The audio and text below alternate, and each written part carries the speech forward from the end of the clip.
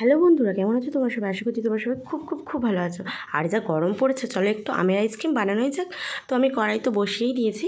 কড়াই গরম হয়ে যাওয়ার পরে 500 দুধ ঢেলে দিলাম। তো যে যেমন পারো সেই পরিমাণে নিয়ে নিতে পারো। তো তারপরে আম নিয়েছি, আম কেটেও নিয়েছি। তারপরে দুধটা গরম হয়ে গেছে, দেখতেই পাচ্ছ উবলে উঠেছে।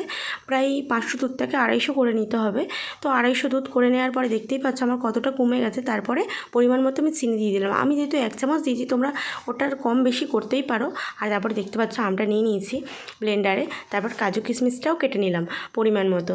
তো তারপর ঠান্ডা হয়ে গেলে দুধটা আমের সাথে মিশিয়ে দিয়ে মিক্সার গ্রাইন্ড করে নেওয়ার পরে আমি দেখতেই পাচ্ছ এটা কেমন হয়েছে টেক্সচারটা। তো তারপরে ওটা একটা কন্টেনারে ঢেলে দিলাম। তো চাইলে তোমরা বলেও আইসক্রিম বলেও দিতে পারো।